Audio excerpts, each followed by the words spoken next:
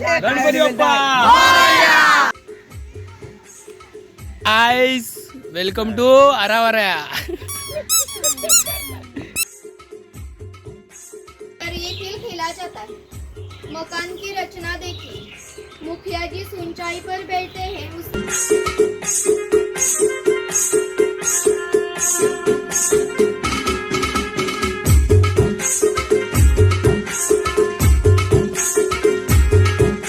नमस्कार मित्र, मी ऋषी पुन्हा एकदा स्वागत करतो ऋषी कोकणच्या या यूट्यूब चॅनलवरती। नवीन व्हिडिओमध्ये पुन्हा एकदा आपलं मनपूर्वक स्वागत। सो आम्ही आज जातो फिरायला गणपती बोलायला। भरपूर दिवस प्लॅनिंग चालला होता फिरायला जायचं, फिरायला जायचं। त्यातला सेजल आहे, फ्रेंडच आहे आमची, प्रतीक, आणि इकडे आपला आकाश कोत्रे, शोकेश कोलगे अजून यायचं आहे, थोडा वेळ लागणार आहे। चालतं आमच्यावर फिरायला। शोकेश एंट्री झाली आमच्या आता ग्रुपमध्ये। अरे बघितलंच नाही आतमध्ये शोकेश भावाचा गॉगल। आम्ही आता हारेवर आलो, ह्या साईडला आहे। एकटा आला ना मग छोटी मुलगी तुला छान वाटतोय। जेव्हा ते बारकी येले काय आमची पाठी असेल, फिरायला जायचंय बारकी मुलगी फ्रेंड आमची बारकी। हे बघा मोबाईलवर बघा।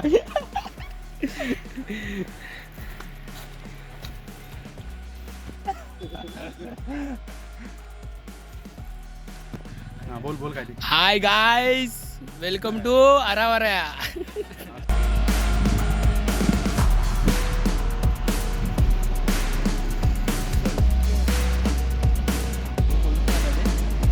हेल्मेट घाल।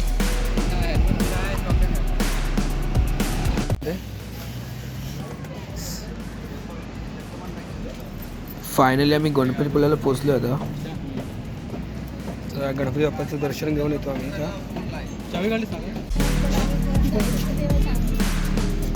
प्रतीक येतो ना।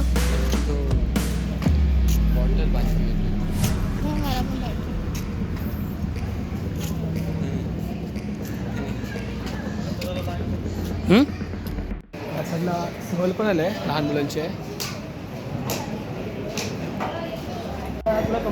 लहान मुलं आहेत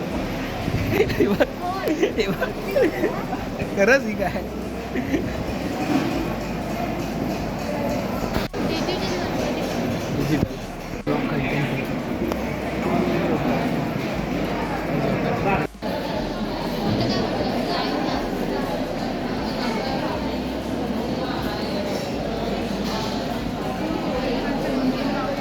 गणपती बाप्पाचं दर्शन आपल्याला झालेलं आहे आता। गणपतीपुळ्याला आपल्या आता कोकण दर्शनासाठी नाटे सर आले आहेत नाशिकवरून। बघा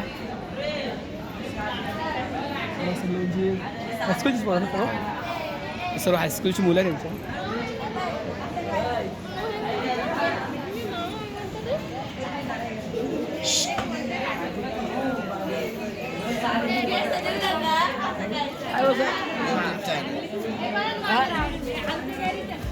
नाव कसं नाव कसं शंकर, शुभम आहे आपला फ्रेंड। कोल्हापूर आणि कोल्हापूरवरून ज्योतिबा पन्हाळा, नाणीज गणपतीपुळे। आज गणपतीपुळे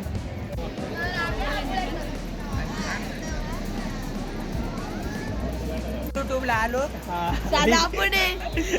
काय आम्ही गणपतीपुळ्याला फिरायला आलो आहे।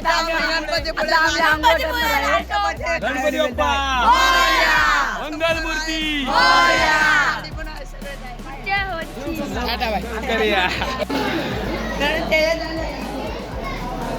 12:30 ते 2 वाजेपर्यंत गणपतीपुळ्यामध्ये महाप्रसाद असतो आणि आम्ही आता त्या टायमिंगला आलो ह्या ठिकाणी। आता काय म्हटलं की 12:30 वाजून 1 वाजून गेले आहेत आणि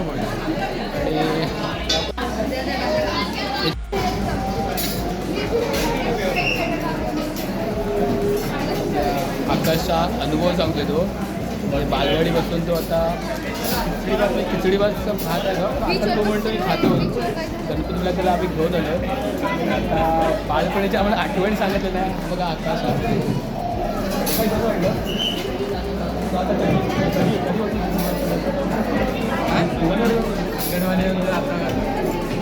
अंगणवाडीत होता तेव्हा त्याने खिचडी भात खाल्ला होता, म्हणजे शाळेत पोषणावर भेटत होतं।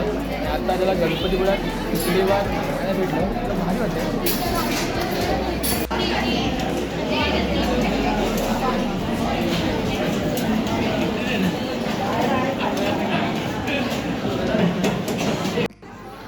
बघा समोर उंदीर मामा आहेत आणि असं म्हटलं जातं की उंदीर मामाच्या कानामध्ये आपण काय बोललो आपल्या इच्छा असतात तर जर कानामध्ये सांगितल्या तर पूर्ण होतात. सो इथे बघा सर्व भाविक म्हणजे गणपती बाप्पाच्या दर्शनासाठी आलेले मंडळी उंदीर मामाच्या कानात काय नाही काय आपल्या इच्छा सांगत आहे.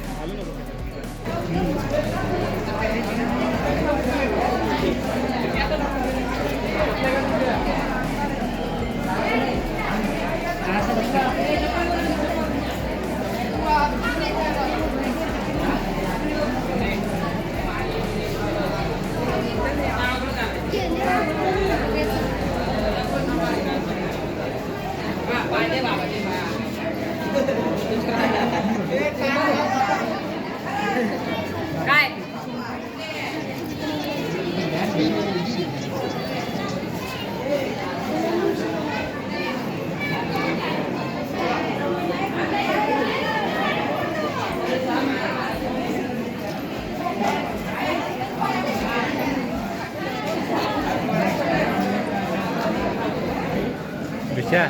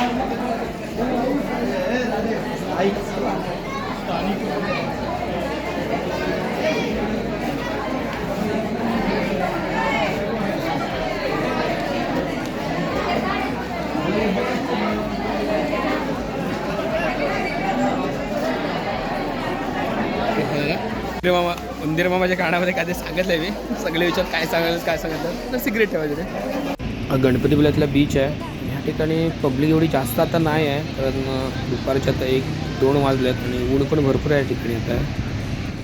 गर्दी होईल संध्याकाळची सनसेटला गर्दी असते या ठिकाणी भरपूर.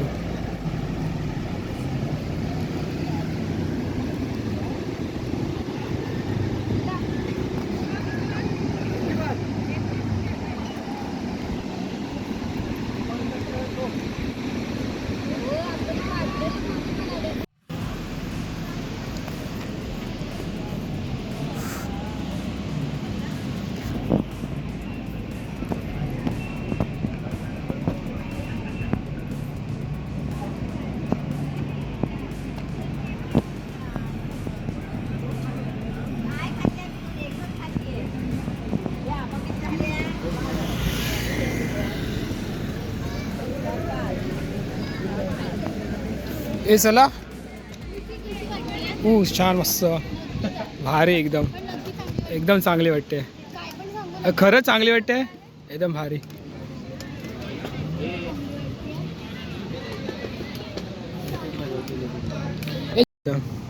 ठीक आहे गुलाबी घे मस्त वाटते ते शूट नाही करत खरंच नाही शूट करत खरंच का आपले मी काय घेतलं नाही.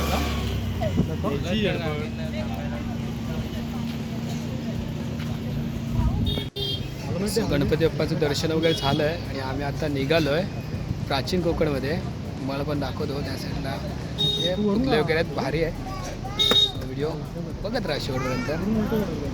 आमच्या छोट्या मुलगीला ऊन लागतं आहे.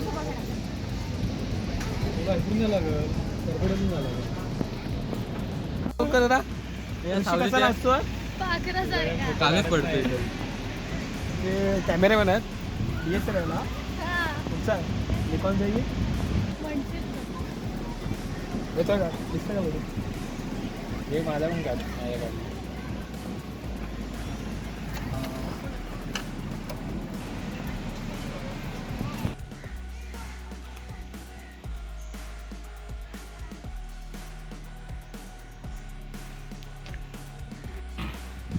फायनली मी आता प्राचीन कोकणला आलो इकडून आहे. आतमध्ये आता एंट्री मारतो आहे. समोर तिकिटाचं काउंटर आहे. तिकीट किती रुपये आहे ते आपण बघूया त्या ठिकाणी. वर्षी तर असताना मी करणार. आपले फ्रेंड आहे सेजल. शाळेत मुलं असताना मुलीकडनं पैसे नाही तिकडे. हे तिकीट काउंटर आहे. आपली सेजल आहे ती फोटो. सेजल चिली मोडतेस का? चिली मोडतेस की बघा वळशीला. प्राचीन कोकणमध्ये आतमध्ये जाण्याची एंट्री फी आहे 45 रुपये एका माणसाची. आणि जर तुम्ही फोटोग्राफी वगैरे करणार असाल तर 20 रुपये आतमध्ये मला प्ले करायला लागेल.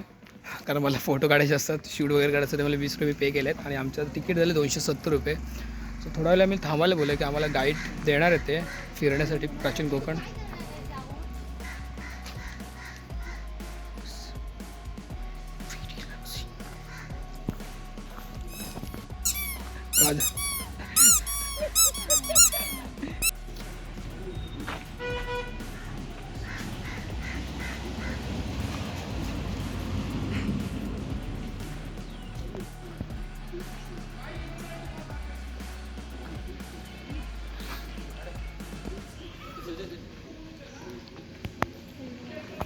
नाही त्याला गेटवर उभी राहा. इकडे बघ. प्राचीन कोकणची सफर आता चालू झालेली आहेत. आमच्यावर आम्ही आता 5 जण आणि ह्या साईडला 2 नंबर आहेत. आपका स्वागत करती हूँ और ये गांव दिखाने के लिए मैं आपके साथ आ रही हूँ. यहाँ हमने नक्षत्र बाग तैयार किया है. हर एक के जन्म नक्षत्र के अनुसार एक पेड़ आराध्य पेड़ माना जाता है. इसकी पूजा अर्चा करने से व्यक्ति को धन सौख्य राहत प्राप्त होती है. हर एक के जन्म नक्षत्र के अनुसार हमने बाहर बोर्ड लगाया है. आप अपने जन्म नक्षत्र के अनुसार ये बोर्ड आते समय भी देख सकते हैं. नक्षत्र अनुसार वो देखना है, उस पेड़ की पूजा की जाती है.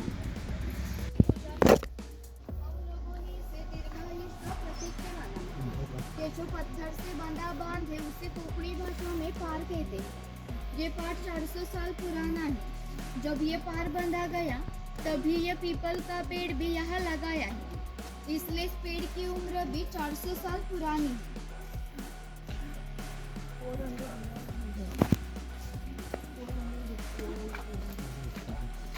ये शिलालेख है. इस पर लिखी हुई कविता कवि माधव जी ने 100 साल पहले लिखी थी. इस कविता में कवि ने कोंकण की प्रकृति का सीधे साधे शब्दों में वर्णन किया है. इस कविता में नंदनवन इस शब्द का इस्तेमाल किया है. नंदनवन इस शब्द का अर्थ है स्वर्ग की देवता, इंद्र जी का बगीचा. वो जितना सुंदर है उतना ही हमारा कोंकण भी सुंदर है. ये गुफा हमने समय का प्रतीक बनाया है. इस गुफा के यहाँ है वर्तमान काल और इसके पीछे 500 साल पहले का भूतकाल. और इसके पीछे देखेंगे कि 500 साल पहले कोंकणी लोग कैसे रहते थे. उनकी समाजी रचना, ग्राम रचना, खान पान की आदतें और परंपराएं कैसी थी, ये देखने के लिए आपको अंदर आना है. अंदर आते समय थोड़ा सा झुक कर आना.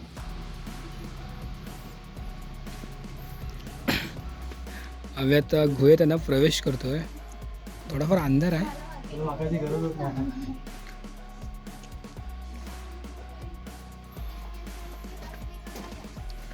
इसका इस्तेमाल कोकम शरबत और कोकम आगल में किया जाता है. इसके फल के छिलके से कोकम तैयार करते हैं. यहाँ पे अजगर दिखाया. मध्ये आता पियुष सर आहेत, मुंबईवरून कोकण खास फिरण्यासाठी आलेले आहेत.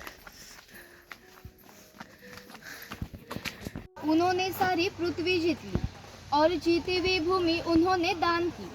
दान की भी कौन सी भी चीज़ हम खुद के लिए इस्तेमाल नहीं कर सकते, लेकिन उन्हें रहने के लिए भूमि की ज़रूरत थी.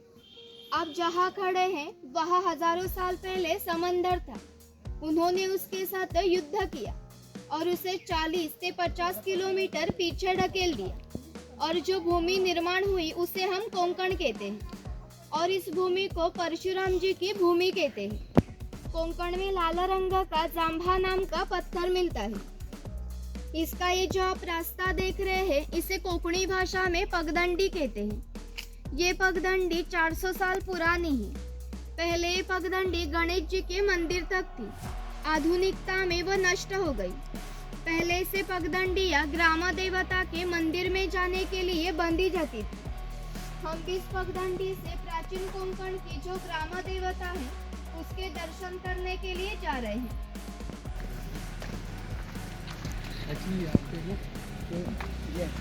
लोग रहते थे, उसमें भिल्ल और कातकरी लोगों का समावेश होता था। यहाँ हमने कातकरी समाज के लोग दिखाए हैं जो लोग शिकार करते थे।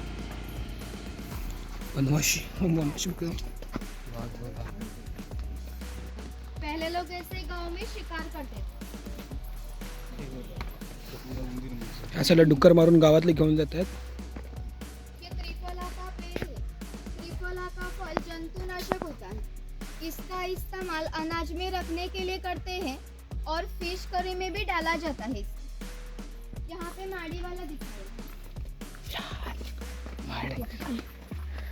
माडकरी काका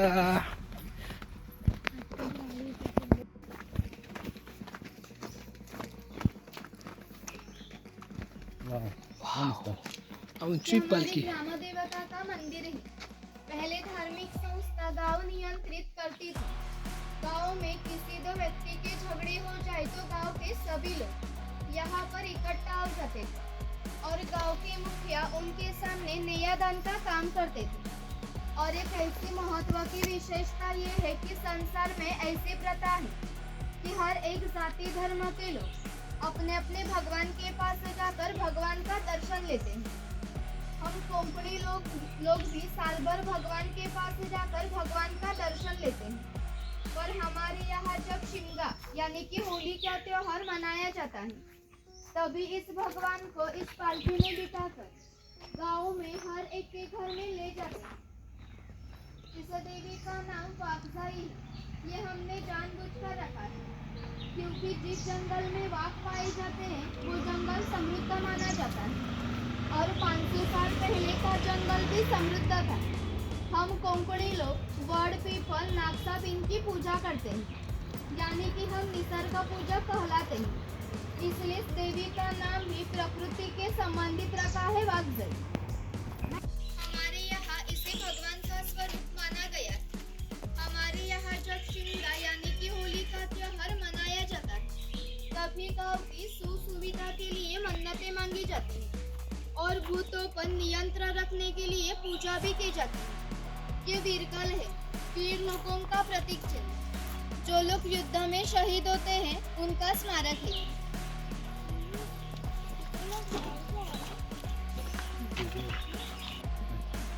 काली मिरी. तो खुद को मारते हैं ना चाबुक से पोतराज, उनको कड़क लक्ष्मी बोलते हैं। लक्ष्मी आवल्याचं झाड. रहते थे इतने पास कि समुंदर का भरती का पानी भी उनके मकान में लग जाता था। तब भी ये लोग इतनी छोटी सी नौका लेकर 8-10 घंटे गहरे समंदर में मछलियां पकड़ते थे और सुबह घर वापस आते थे।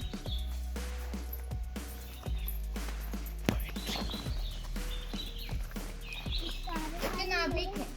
पहले कोंकण में बार्टर सिस्टम था यानी कि सुतार, लोहार, कासार ये लोग घर घर में जाकर अपनी अपनी सेवा देते थे। इसके बदले में इन्हें पैसे नहीं मिलते लेकिन अनाज मिलता था। यानी कि इस नाई को गांव में हर एक के घर में जाकर एक आदमी के बाल काटने के लिए साल भर के लिए 4 पैसे यानी कि आज का 8 किलो अनाज मिलता था। इतनी कम बिदागी पर ये लोग समाज की सेवा करते थे। इस नाई के बारे में हमारे लोक साहित्य में एक मजे का वर्णन किया है कि गांव की हर एक खबर इस नाई को पता चलती है और इसे पता चली खबर पूरे गांव को पता चलती है। अब जैसे आप आए कि खबर इस नाई को पता चली तो समझो हमारे पूरे गांव को पता चलेगी। हमारा पूरा गांव आपके स्वागत के लिए उत्सुक रहेगा। रिवाज के अनुसार हम पहले मुखिया के घर जाएंगे, बाद में पूरा गांव देखेंगे। पाटील गावचा खोत. ये मुखिया है, राजा के गांव का पहला प्रतिनिधि यानी कि मुखिया। धार्मिक और राजकीय संदर्भ में पहला मुखिया का सम्मान था। गांव में न्यायदान करना, कानून और सुव्यवस्था संभालना ये काम मुखिया करते थे। ये मुखिया की बीवी है। पहले कोंकणी औरतें शूर और सुंदर थी। लेकिन उन्हें स्वतंत्रता नहीं थी। माझघर के दरवाजे की चौखटी उनके लिए मर्यादा थी कि मुखिया के 2 बच्चे हैं, वो हमारे परंपरागत खेल चौपट खेल रहे हैं। महाभारत में ये खेल धर्मराज और दुर्योधन इनके बीच में द्यूत नाम से खेला गया था। हस्तिदंती फांसे लेकर ये खेल खेला जाता है। मकान की रचना देखिए। मुखिया जिस ऊंचाई पर बैठते हैं उसे ओटी कहा जाता है। गांव के मान्यवर लोग ओटी पर बैठते थे। सामने है उसे पड़वी कहा जाता है। सर्वसामान्य लोग पड़वी पर बैठते थे। यहाँ है रसोई घर और यहाँ है भगवान का घर। मुखिया के पीछे है माझघर यानी कि पहले का बेडरूम। छप्पर की रचना देखिए। ऊपर छोटा छप्पर है, बीच में गैप है और नीचे बड़ा छप्पर है। कोंकण में गर्मी बहुत होती है। अंदर की गर्म हवा इस गैप से बाहर जाती है और बाहर की ठंडा हवा उसकी जगह लेती है, यानी कि घर का वातावरण हमेशा के लिए ठंडा रहता है। घर के सामने बड़ा आंगन है और आंगन में तुलसी वृंदावन है यहाँ पे। और यहाँ पे सरवते दिखाए सुपारी काटने के लिए, आप देख सकते हैं।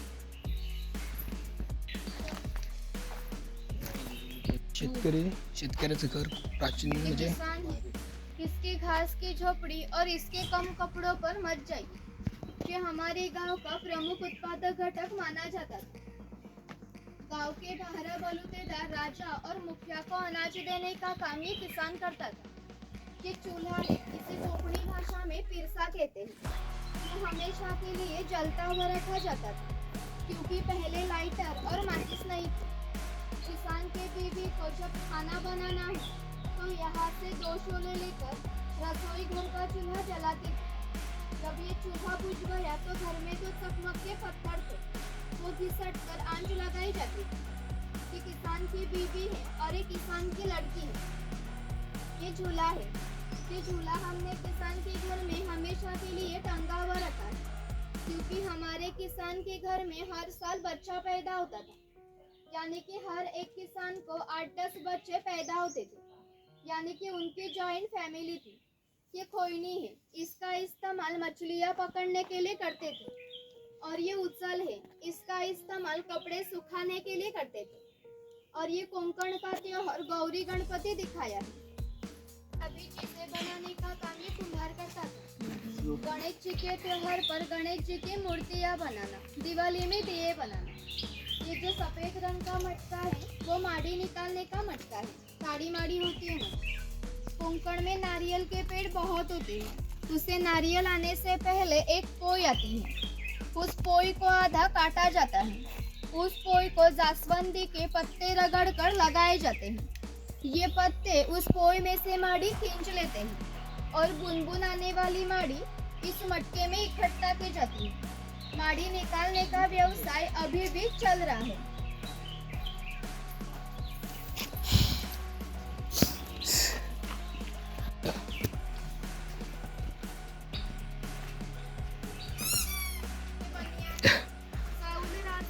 और दाभोल इन कोंकण के बंदरों को 5000 का खेल दिखाते हैं।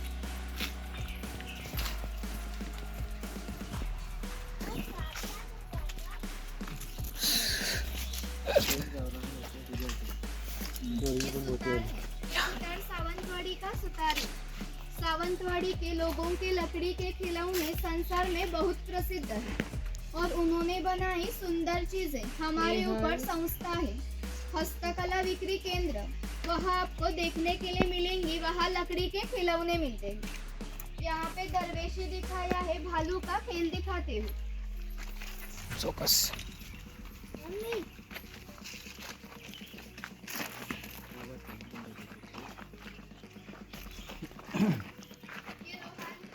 जिस तरह से किसान को लगने वाली लकड़ी की चीजें बनाने का काम सुतार करता था, उसी तरह उसे लगने वाली लोहे की चीजें बनाने का काम ये लोहार करता था। 500 साल पहले कोंकण की आर्थिक स्थिति अस्थिर थी, यानी कि यहाँ के कई लोग सेना में थे। उन्हें लगने वाली ढाल तलवारें बनाने का काम ये लोहार करता था और इसकी विशेषता ये है कि उन्होंने बनाई ढाल तलवारें। हमारे यहाँ मुखिया और मराठा इन लोगों के पास अभी भी है। अभी भी उसे जंग नहीं लगा है। हर दशहरे पर उनकी पूजा की जाती है।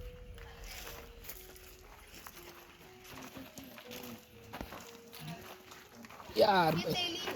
पहले कोंकणी लोग अपने खाने में नारियल का तेल इस्तेमाल करते थे। किसान अपने बगीचे में जाकर नारियल लेकर आता था और तेली उसके सामने नारियल का तेल निकाल कर देता था। ये तेल की घानी है। इसमें सूखा नारियल डाला जाता है। ये जो खड़ी लकड़ी है इसे लाट कहा जाता है। इस लाट को ये आड़ी लकड़ी इस तरह से बांधी जाती है कि ये लाट खड़ी रहती है। यहाँ पत्थर रखकर तेली खुद बैठता है और इस कोल्हू को बैल बांधा जाता है। ये सब वजन बैल से गोल घुमाने के बाद लाट पर पड़ता है। लाट का वजन नारियल पर पड़ता है। इसी तरह नारियल पीसकर तेल निकाला जाता है और अंदर का तेल बाहर निकालने के लिए कोल्हू का बैल छोड़ना पड़ता है। कोल्हू बाजू करना पड़ता है। आड़ी लकड़ी छोड़कर लाट बाजू करनी पड़ती है और अंदर का तेल बाहर निकाला जाता है और फिर से नया तेल निकालने के लिए नया नारियल डाला जाता है। यानी कि तेली को इतना सा तेल निकालने के लिए 1 या 1.5 घंटा लगता है। यानी कि पहले का जीवन इतना ही कष्टमय था।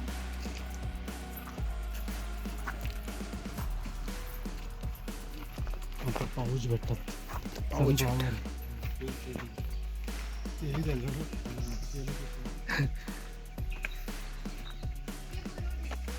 हर व्यवसाय जाति के अनुसार थे।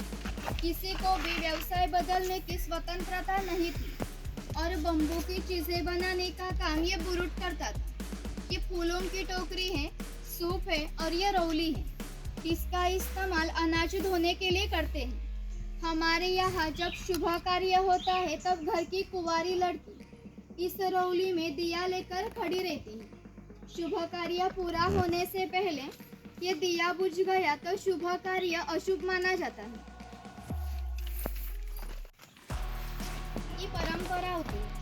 किसी भी दो समाज की खाद्य संस्कृति में समानता नहीं होती। पहले कोंकणी लोग अपने खाने में मछली की करी और चावल बहुत खाते हैं और कोंकण में आकर मछली की करी, उबले हुए मोदक और भाजने के वड़े नहीं खाएंगे तो कोंकण की सफर अधूरी रहेगी। ये मोदक पात्र है यानी कि पहले का कोंकणी कुकर। यहाँ नीचे पानी रखा जाता है। उसके ऊपर ये चालन रखकर उसके ऊपर मोदक रखे जाते हैं और ये ढक्कन लगाकर इसे चूल्हे पर रखा जाता है यानी कि अंदर के मोदक स्टीम हो जाते हैं। ये पूरन यंत्र है। इसमें दाल डाली जाती है और ये 2 रोल गोल घुमाने के बाद नीचे से पूरन गिरता है। यहाँ से बाद में उसकी मिट्टी रोटियां तैयार की जाती है। ये सेवैया का यंत्र है। ये लकड़ी का है और वो लोखंड का है। और ये टिफिन बॉक्स है। 2 चम्मच, नीचे खाने के 3 डब्बे हैं और ऊपर पानी रखने के लिए लोटा है। यहाँ पे चाय की किटली दिखाई है। इस चक्की में आटा पीसते हैं और यहाँ पे चम्मच दिखाई है लकड़ी के।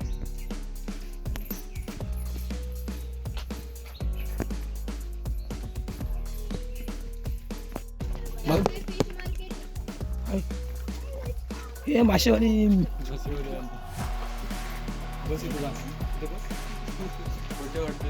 लड़की की शादी 8 या 10 साल में हो जाती है।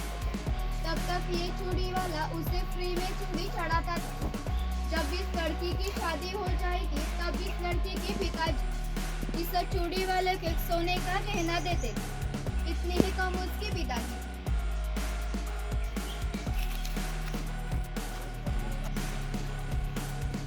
ये पनघट है। पहले कोंकण में बहुत जंगल था, इसलिए गांव में बहुत सारा पानी था। इस पनघट पे औरतें पानी भरने के लिए और कपड़े धोने के लिए आती थी और छोटे बच्चे मछलियाँ पकड़ने के लिए आते थे। पहले ये पनघट बड़ा होता था। पानवट झरा मराठी भाषेत झरा म्हणतात असेल हा? खाल से चीजें बनाने का काम ये चर्मकार करता था। और इसके साथ एक महत्वपूर्ण घटना बताते हैं जो 500 साल पहले घटी। यहाँ से 80 किलोमीटर दूरी पर भगवान शंकर जी का मार्लेश्वर नाम का मंदिर है। वहाँ एक पहाड़ी पर गुफा है। गुफा के अंदर एक शिवलिंग है। और वहाँ की विशेषता ये है कि वहाँ अभी भी जीवित सांप पाए जाते हैं। पहले ये भगवान एक गांव में रहते थे। गांव के लोगों का व्यवहार उन्हें पसंद नहीं था, इसलिए उन्होंने गांव छोड़ने का निर्णय लिया। मकर संक्रांति के पहले दिन उन्होंने गांव छोड़ दिया। गांव के बाहर इस चर्मकार का मकान था। चर्मकार गरीब था, लेकिन श्रद्धालु और नीतिवान था। भगवान शंकर जी ने किसी भी प्रकार का जाति पाति का भेद न मानते हुए उसे मशाल दिखाने के लिए विनती की। चर्मकार ने भी अतिथि देवा भव समझकर उसे मशाल दिखाने के लिए मकान के बाहर निकले। अब जहाँ मार्लेश्वर है, वहाँ जाकर भगवान शंकर जी ने अपना असली रूप प्रकट किया और इस चर्मकार को दर्शन दिया और उसे कहा कि अब मैं इस गुफा में ही रहूंगा। इस घटना को 500 साल हो गए। भगवान शंकर जी की पालकी मूल गांव से निकलती है और उसे मशाल दिखाने का काम चर्मकार का आज का जो वंशज है वो करता है। यानी कि मार्लेश्वर ऐसा स्थान है, वहाँ किसी भी प्रकार का जाति भेद नहीं मानते। समोर आहे ना प्रति मार्लेश्वर, जसं मार्लेश्वरला जी गुहा आहे ना त्या टाईपमध्ये आतमध्ये केले शंकराची पिंडी आहे. सो धनगर इस मराठी शब्द का अर्थ है कि जिसके पास बहुत धन संपत्ति होती है। ये लोग जब गांव में आते थे तब उनके पैरों में खाल से बना हुए जूते, कंधे पर फटी हुई चादर और हाथ में घुंघरू की लाठी होती थी और इनके पास 100 और 125 गाय, 5 और 25 भैंस होती थी। इन सबको बेचना चाहेंगे तो इसकी कीमत कई लाखों में हो जाती थी। इतना धनवान ये आदमी था। कोंकणी लोगों की रहन सीधी होने के कारण उनकी रहन भी सीधी ही थी। से बचने के लिए इसके अंदर गैप होने के कारण इनका टॉयलेट नीचे गिरता है।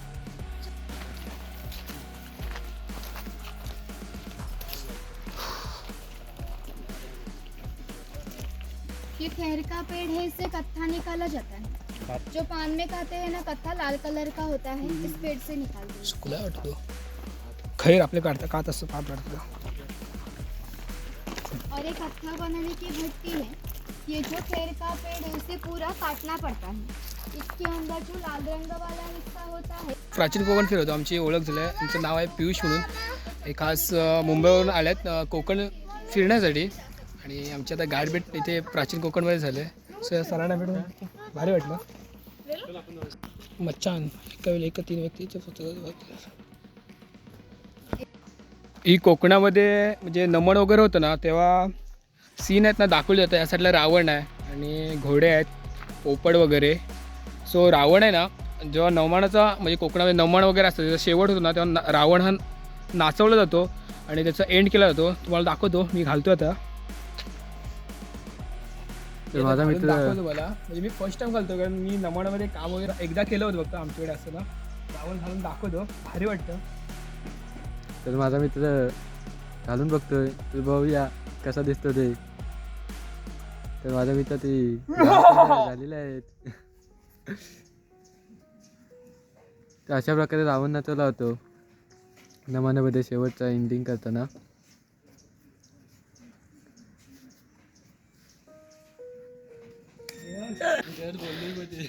या साईडला घोड्याचं मुकुट आहे, हा नरसिंह आहे. हे पोपट, हे वाघोबाचं मुकुट आहे आणि इकडे सिंहाचं. म्हणजे मला हे सर्व मुकुट ना शिमग्यामध्ये घालायला जाम आवडतात. कारण माझे 1-2 व्हिडिओ बघायचा असेल ना शिमग्यातला तर ऋषिकेश तरेल म्हणून एक यूट्यूबला चॅनल आहे माझं, जुनं चॅनल आहे. सो त्या चॅनलमध्ये ना मी अशी मुकुट वगैरे घालून ना मी असे डान्स म्हणजे म्हणजे नाचत असतो इकडे.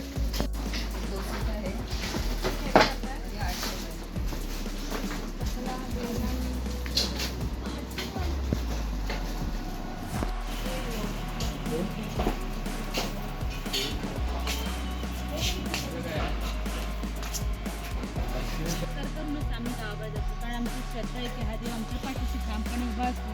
म्हणून आम्ही जगात वावरतो ना आत्मविश्वासाने वावरतो, यशस्वी होतो. तुम्ही जर श्रद्धेवर चाल करायला जरूर नमस्कार करा.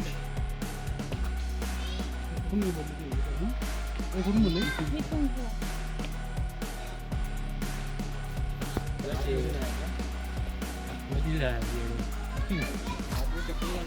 हा आहे घोडा मासा. पाठीमागे आहे ना शंख प्रदर्शन आहे, वेगवेगळ्या व्हरायटीचे वेगवेगळ्या प्रकारे शंख मोठ्या प्रमाणात ह्या घेतल्या. त्याचं संग्रहित केलेले आहेत आणि सांगायचं म्हणजे आतमध्ये फोटो वगैरे काढण्यास थोडी मनाई आहे, त्यामुळे मी तुम्हाला दाखवू शकत नाही. सो तुम्ही आलात ना अवश्य भेट द्या. आणि आमचं आत्ता फिरून वगैरे झालं आहे आणि आम्ही आता प्रत्येकजण आता वेगवेगळ्या मार्गाने घरी जाणारच आहेत. तर हा व्हिडिओ आपल्याला कसा वाटला हा कमेंट बॉक्समध्ये जरूर सांगा. व्हिडिओ आवडला तर लाईक करा, चॅनल नवीन असेल तर सबस्क्राईब करा आणि बाजूची बेल आयकॉन दाबा, जेणेकरून माझ्या व्हिडिओचे नोटिफिकेशन तुमच्या मोबाईल येतील आणि माझे नवीन व्हिडिओ तुम्ही पाहू शकाल. चला तर पुन्हा भेटू आपण असे वेळी.